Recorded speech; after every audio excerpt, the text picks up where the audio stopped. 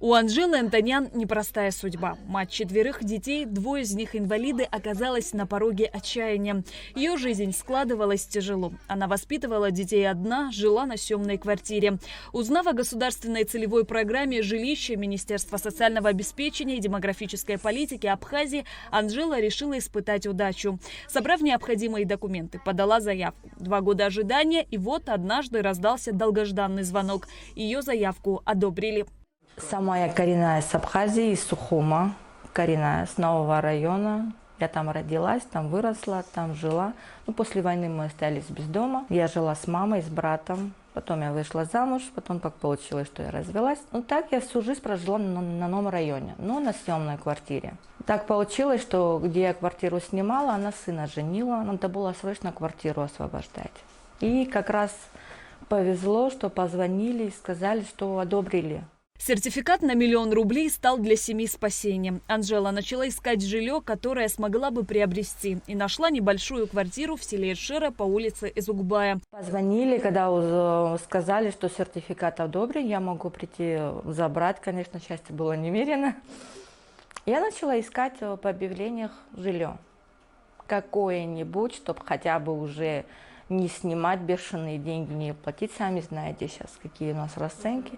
Начала искать и нашла вот эту квартиру.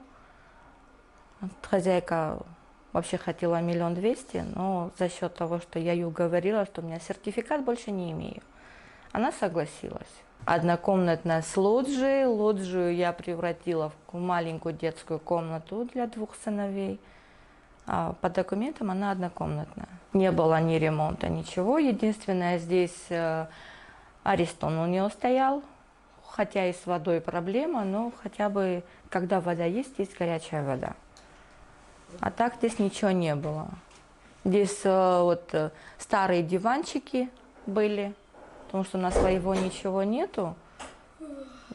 Так и живем. Старший из сыновей Искандер, как и другие дети, был счастлив. В школе он рассказал эту новость одноклассникам и учителям, и они разделили с ним радость. Спасибо государству за то, что нам помогли найти эту квартиру. Я очень рад, что у нас есть своя квартира, которая не надо нам за нее платить, ничего не надо нам.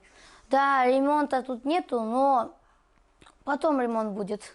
Анжела Антонян – пример стойкости и веры в лучшее. А ее история о том, как важна поддержка государства в трудные моменты жизни.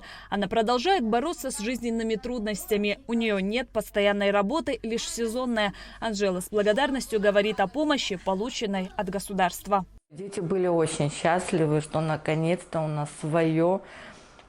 Не надо переживать, что надо съезжать, кто-то продал, кто-то сына женил. Дети были очень довольны. Все молодцы наше государство, то, что создали такую программу, помогают многодетным, семьям с инвалидностью. Я знаю, еще в программу входят категория те, которые потеряли на нашей войне, да, члена семьи.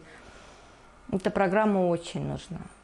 Есть семьи, которые, я лично знаю тех, которые намного хуже состояния находятся, чем я. И эта программа очень хорошо им помогает. Хотя бы люди могут свое жилье приобрести. Уже не нужно скитаться по чужим домам, чужим квартирам, есть свое. Хотелось бы выразить огромную благодарность нашему правительству, главе государства, нашему президенту. Государственная целевая программа «Жилище» направлена на обеспечение жильем социально незащищенных категорий граждан Абхазии.